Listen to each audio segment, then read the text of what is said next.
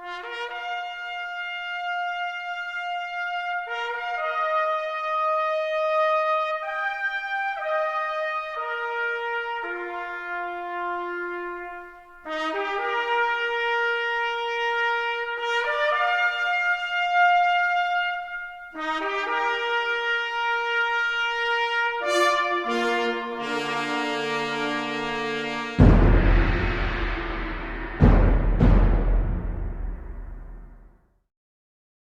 grew up in South Mississippi on a farm, 9 kids.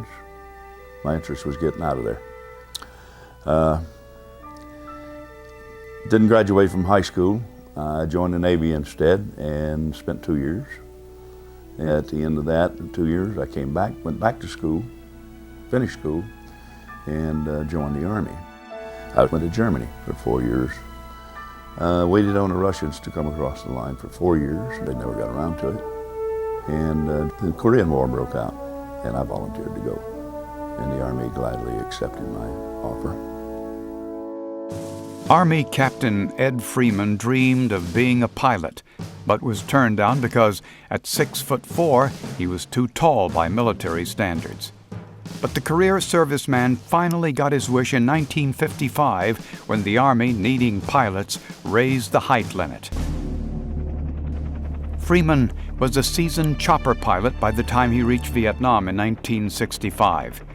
Soon after, he was second in command of a 16-helicopter unit transporting infantrymen of the 1st Cavalry Division into combat in the Ia Drang Valley.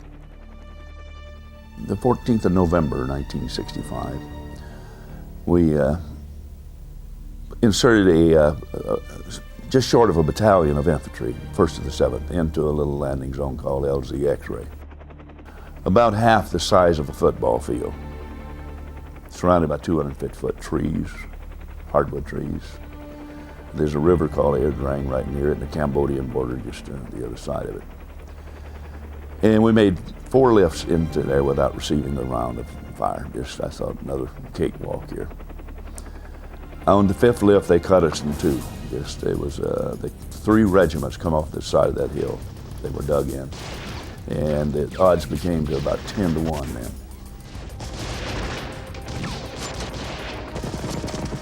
Of course, they was eating helicopters alive. I took 50-something rounds in my helicopter.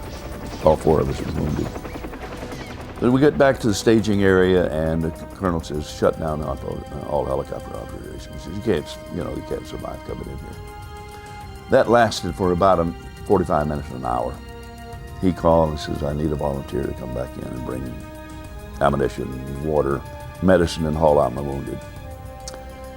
And I volunteered, and I was the only one. Freeman repeatedly risked death, flying his unarmed chopper through relentless enemy fire, delivering urgently needed ammunition, water, and medical supplies, and extracting the critically wounded. I was trying to bring ammunition and get those wounded people out of there in the meantime, and I was successful. It's a lot of luck. People are shooting at you. It's war, and it's a battle to stay alive and to keep your friend alive. It was a 13-minute flight each direction from landing area to battle zone where we dropped them off. We had hot refueling, they call it, so we hadn't even shut the helicopter down. We'd eat maybe a can of C's on the way, and I went back in. I put in 14 and a half hours that day, in and out of that LZ, doing that.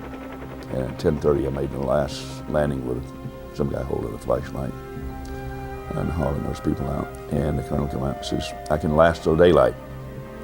Shut it down. In all, Freeman saved an estimated 30 soldiers who would likely have perished on the ground. Almighty God, today we ask your blessing on a great soldier, Major Ed Freeman, who was prepared to give the full measure of service for his countrymen. Freeman left Vietnam in 1966 and retired from the Army shortly after. Nearly 35 years later, in 2001, he was presented the Medal of Honor by President George W. Bush. I can't hardly describe the feeling that I had when he hung that medal and took 2 paces back and saluted the President of the United States. And it's just, you're often kind of insignificant in that setting there. And then there were 50 of these guys with it already around their necks, sitting in the audience, watching me, and humbling effect. I didn't really feel that you should have maybe gotten the medal. I was doing what I was supposed to do. I don't think it was never an option. I put them in there. And it's a soldier's trust.